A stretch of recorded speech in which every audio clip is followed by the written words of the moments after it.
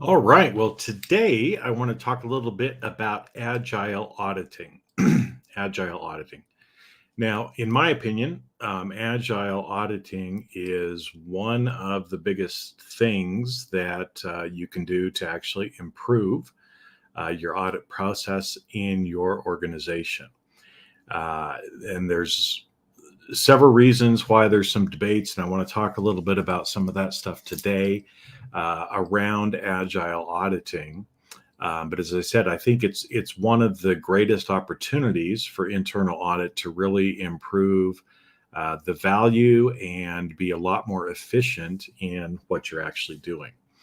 So I titled this, agile auditing. Most agile auditing is half pregnant, and I'm going to get to explaining what I mean by that in just a minute. Okay. But first off, I wanted to kind of talk a little bit about agile auditing in general, and maybe some of the experiences that you may have had with it, and some of the experiences that other people have had or are having with it, and why there's some of the debate about it. Okay. Now, first off, agile is a principle. It's kind of philosophies. There's been some, uh, formalization about what you kind of do in an agile environment. And it really kind of started from an IT perspective. And so a lot of IT departments are using agile principles, and it's working really great for them. Okay. And so a lot of internal auditors have looked at this and said, well, hey, this probably works well in internal audit as well. And it does when it's done correctly.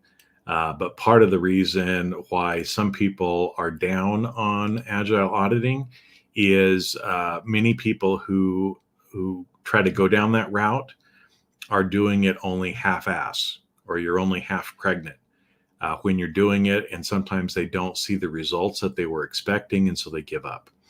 And so let's talk about this. First off, there's a group of people that think, yeah, agile is great, it's wonderful, it's an opportunity for us to be more efficient, and it is. And so some people go about trying to change their internal audit process to become more agile. Okay, and I'll talk about how a lot of people are doing that and some of the mistakes that people are making here in just a minute. There's another group of people who say, oh, agile has no place in audit at all. We can't follow the standards, all the documentation, the report writing, things that we normally do. It doesn't really fit well in that. And so some people just discount it and say, well, we shouldn't even be doing agile at all. And again, that's some people's opinion, and that's fine. It's not my opinion, because I believe that those two are not mutually exclusive. You can still follow good audit practices. You can still even follow the IIA standards if you want to, and take an agile approach. And so, there's that group of people.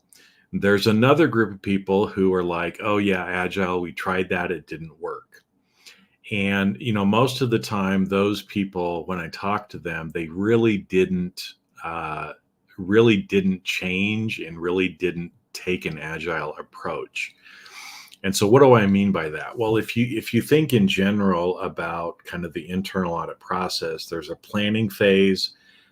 There's, kind of a project or field work. Some people still kind of use that term.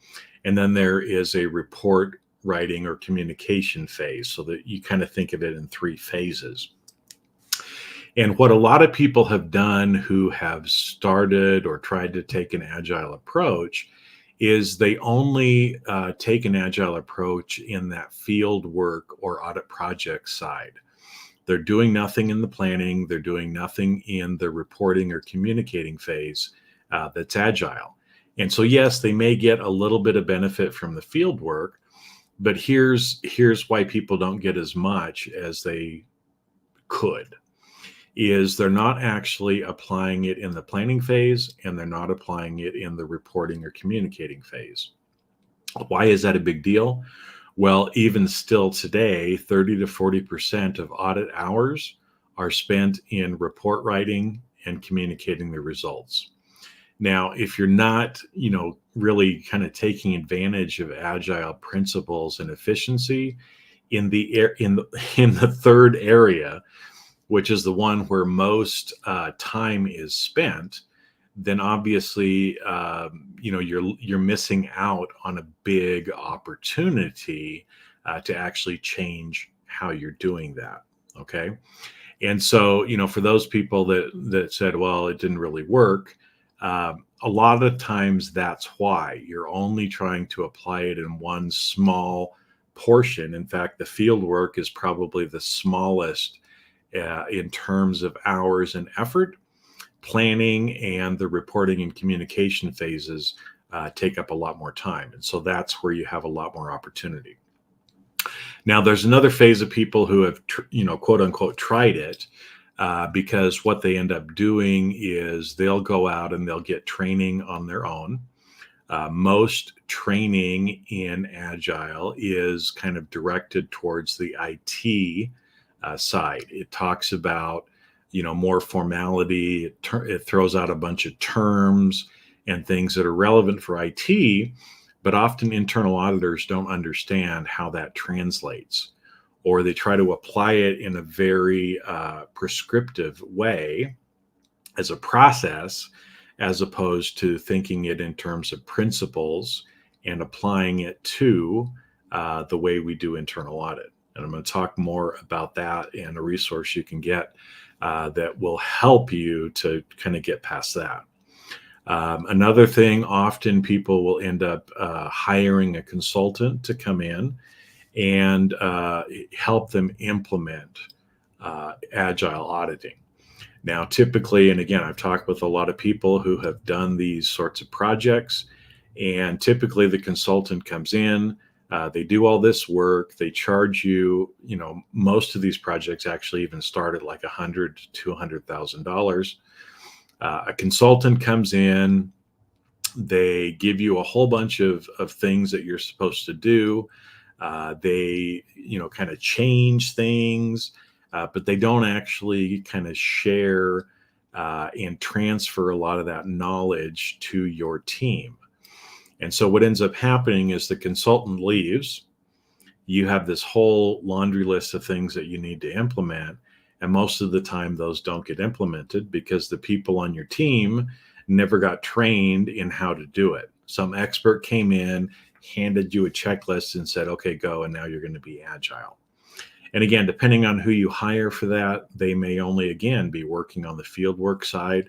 And so even if you put in practice all of the things that they're asking you to do, you may not get the full value. And so you think, well, geez, I just spent $250,000 on this, and I'm not really seeing much benefit. Because again, if you're looking at it from a process perspective and just doing it the way somebody else tells you to do it, that may not be best for your organization. Because taking an agile approach means that you need to really tailor how you are doing your agile approach and make something that works the best for your organization. And so that's why usually when I talk about it, we'll say things like you need to tailor your agile audit approach to your organization. Find out what it means. You don't need to have daily stand-up meetings. If twice a week, once a week works for you instead, then that's what you would do. Okay. Now back to the issue of kind of getting the training. There's a lot of people that, like I said, go through some of the training and the terms are really unfamiliar with them. They can't understand, how to translate those things into what we do in internal audit. So here's a resource for you. Okay. Toby DeRoche he spent about 3 to 4 years. He's an auditor by background. But he spent the time going and getting things like his Scrum Master certification and different certifications on how to do Agile kind of in the IT space. And then he spent those years figuring out and actually applying those principles into internal audit where he was working. Okay, so he's taken that and he's kind of said, okay, here's some of these terms that you might hear all the time. Well, this is what we call it in internal audit. This is how it would fit into the process. These are some ways that you can do it that will make you more successful. And it's worked for him. He's helped many, many companies actually switch and change to this sort of a methodology or philosophy. And what he also did was he created a course that is on C-Risk Academy called the Certified Agile Auditor Professional, the CAP, Certified Agile Auditor Professional. And he's also come up with a lot of different templates and other things like that as well, so that you can actually learn how to do Agile and then how to actually tailor it and make it work for your organization. Okay, so there's that course that's out there that is a great starting point for you to actually go through and understand how these principles actually translate and are made practical in doing internal audit. So that's a great starting point for you. But also, I know that there's people who are kind of what I call a do-it-yourself. They want to go, they want to learn, they want to kind of apply and do things on their own, right? It's like, people who want to do a project around their house. And so they go maybe down to Home Depot or Lowe's, they take a class from them, they watch a bunch of videos on YouTube until they're comfortable, and then they go and actually do it themselves, right? And so again, Toby in that course, but there's also some other resources that he's given to us at C-Risk Academy that will help you to be able to do it yourself. And again, it's not something that costs you $100,000 or $200,000. It's something that's very reasonably priced and gives you all of the resources so you can do it yourself. Now, there's other groups of people who like to not do it all themselves. They'd like to have somebody there helping them along the way. And so again, there are options for people who, would like a little extra help with that. Think of it again as doing a project around the house. You watch the YouTube videos, you maybe take a class on it, but then you have a friend who also is very handy, has lots of tools, works around their house.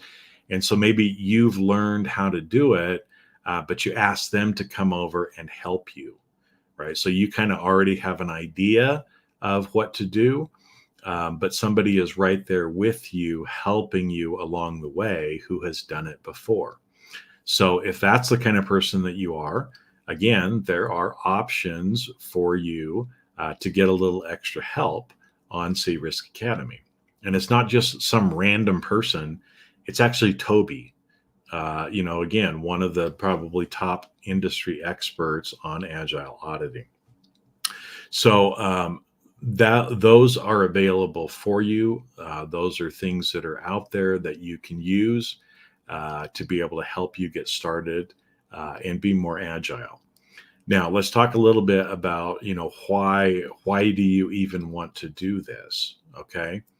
And I know that sometimes there are groups that think, oh, you know what? I have a small staff. I really can't do this. I can't afford to do this because I don't have budget. I don't have people to do it. Well, I want you to kind of switch that around and realize that, what if, again, I understand if you don't have much budget, if you don't have many people, but what if by taking this agile approach, all of a sudden you could save maybe 30% of time, meaning that you can perform the same amount of audits in 30% of the time. Now, for a small shop, that means that you're going to be able to accomplish more, even with limited resources, than you would if you didn't take this approach, right? And so it's an investment up front to be able to help do that. Now, how are some ways that you might do this? Well, again, there's some suggestions that I would give you here on what would make for a successful implementation. Let's say, again, you have a small staff. Maybe there's only, 3 or 4 or 5 people in your staff. I would select someone on your staff who is actually interested in Agile, who thinks it's a good idea, and I would sign them up for that course. Have them go through the course, learn more about Agile, and then have them report back to the rest of the team. And again, you could do one person, you could do 2 people, to have them kind of go through this, look at what Toby has presented, and figure out and come back to you with a plan on how would be best to tailor this approach in your organization. Now, if you have a larger staff, what I might suggest there is, maybe pick 4 or 5 people and create a little, committee or team that is looking at how you're going to implement Agile.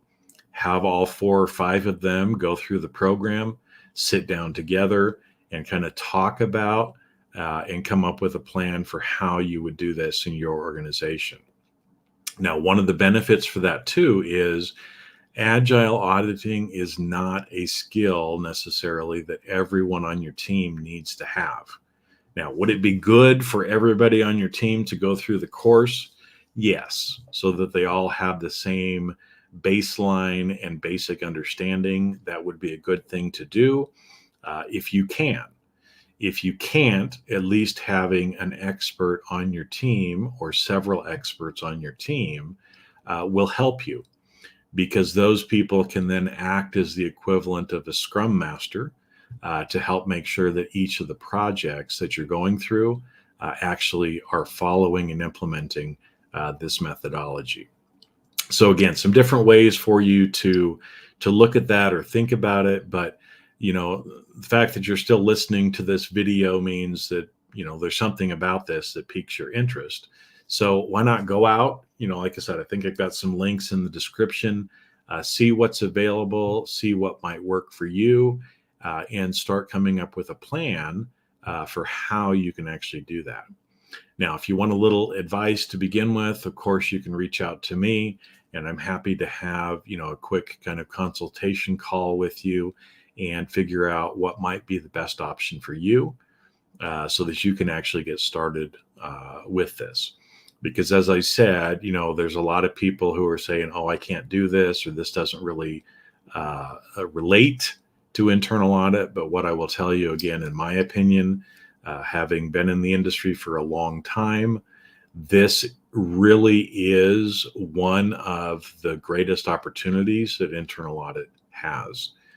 It allows you to be much more efficient.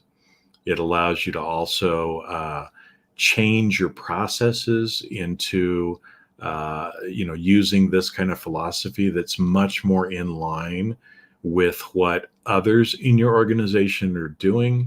It makes the audit process much more efficient and much more understandable for the other people in your organization as well.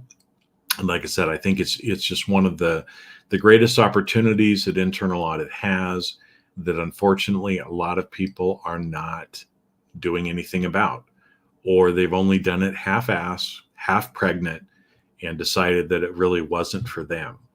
Well, if you only do something halfway and it doesn't work, does that mean it doesn't work?